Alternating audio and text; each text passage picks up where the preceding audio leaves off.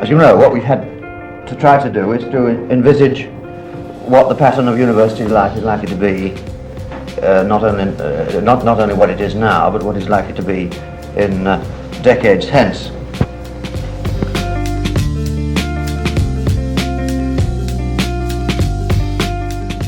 What are the problems of designing the university on the Earlham site? Well, the problems are not to wreck for all time the most wonderful landscape in which we find ourselves. That's, in a nutshell, I suppose that's the overriding one, and it's a very, very beautiful place.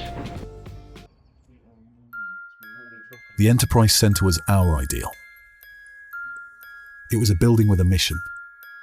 More than just a building, it's a model for sustainability and innovation. Using renewable, recycled and locally sourced materials such as timber and low-carbon concrete, it is designed to challenge the entire supply chain in response to the environmental challenges of modern construction. Iconically, cassette-clad thatch walls that made use of locally sourced materials and traditional techniques breathed new life into a declining industry and validated its use in large-scale and commercial projects. It stands as the first large-scale building to achieve both Passive House certification and BREEAM outstanding. Since its completion in 2015, it has won 25 awards, including the Guardian Sustainable Business Award and multiple RIBA awards. But its impact goes beyond design. Home to over 200 businesses, it fosters collaboration, growth and sustainability. UEA students also use the space for socialising and learning, where the natural materials and eco-friendly features inspire them to consider their own environmental footprint. The building also hosts the annual UEA Changemakers event, in which students are able to pitch their business ideas and access expert advice and funding, which is provided by the Enterprise Centre.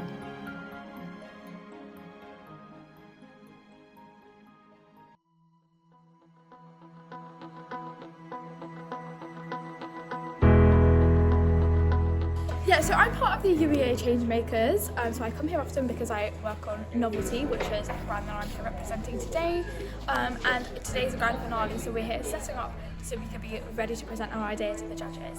Also, looking around, it is a really sustainable building, and I think that's what they pride themselves on, which is where I think it does. When I'm here, I do really feel super motivated to work on my idea more, which is to do with sustainability, it's to do with helping the planet, so I just feel a lot more in tune with that when I'm here. It's a very lovely open space and it's nice. We live in the city, so to have fresh air, you feel that the air is much fresher out here. Yeah. Not, but it seems to be.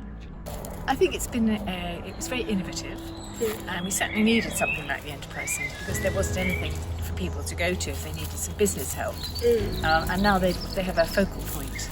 When you compare that to the brutalist architecture of UEA as a whole, you think it's very grey. It's kind of its own space, and I kind of feel like I'm walking into a different environment as a whole.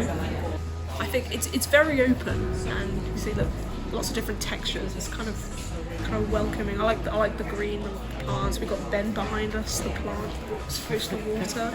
There's a lot of glass, you may notice. Even when you go upstairs, it's just a lot of glass everywhere. So not only is there plants inside, when you look outside, you're kind of surrounded by nature. I bet when it's summer as well, there'll be lots of leaves and trees. Maybe the odd rabbit that'll come past. But yeah, I think it does make you think a bit more, especially when you're immersed into that more green environment. I would say probably the awareness part. I'd say, trying to integrate, again, location-wise, because it's quite far away from the main campus, trying to integrate it more to what happens on campus. Because I know it's climate week, so most of the stuff was on during the Hive. It would make sense to hold something as such here as well, maybe just awareness on sustainability as a whole.